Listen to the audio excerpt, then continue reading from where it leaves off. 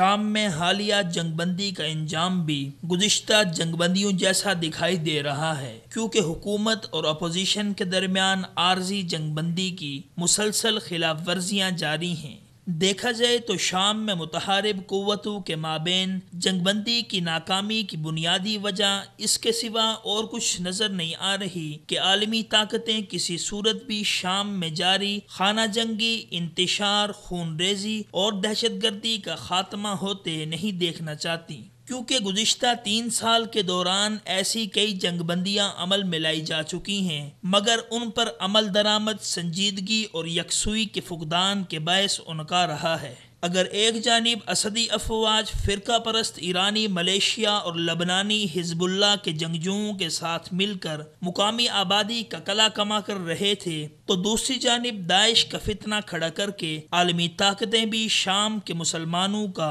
جانی و مالی استحصال کر رہی ہیں۔ یہ کھلی مکاری اور فریب نظر انسانیت کے نام لیواؤں کے منہ پر زناٹے دار تماچا ہے، کیونکہ معروضی حالات میں اس قدر پیچیدگی اور ابہام ہے کہ مستقبل قریب کے لیے بھی بہتری کا امکان بھی معدوم دکھائی دیتا ہے، جبکہ حالات تو یہ ہیں کہ 2011 سے لے کر اب تک 5 لاکھ کے قریب شامی مسلمان موت کی نیند سو چکے ہیں۔ بے گھر اور زخمی ہو جانے والوں کا سرے سے شمار ہی نہیں، مگر مجال ہے کہ انسانی حقوق کے نام لیوا کسی عالمی ادارے، تنظیم اور طبقے نے مظلوم شامی مسلمانوں کی درد کا رتی بھر بھی احساس کیا ہو۔ یقیناً خون میں لت پت شامی معصوم بچوں کے لاشیں چیخ چیخ کر یہ سوال کر رہے ہیں، کیا حلب میں بہنے والا معصوم شامی بچوں کا خون اتنا بے وزن ہے کہ انسانیت کے علمبرداروں کا ضمیر تک بھی جھنجھوڑ نہ سکا؟ دوسری طرف یہ بھی حقیقت ہے کہ ایسی المناک صورتحال میں جبکہ روس، امریکہ، برطانیہ،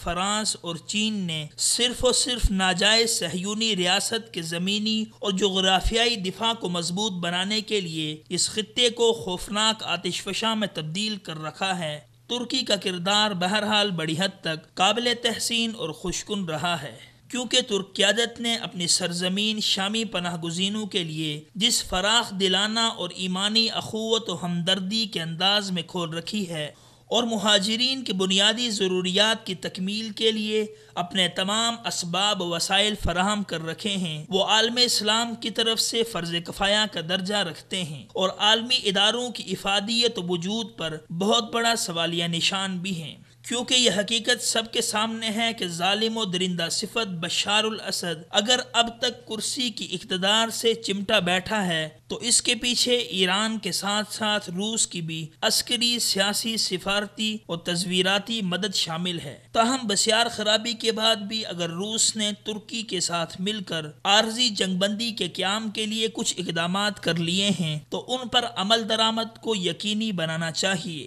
اور یہ کوشش کرنی چاہیے کہ ماضی کی طرح جنگ بندی کا یہ معاہدہ بھی ہوا کا جھونکا ثابت نہ ہو۔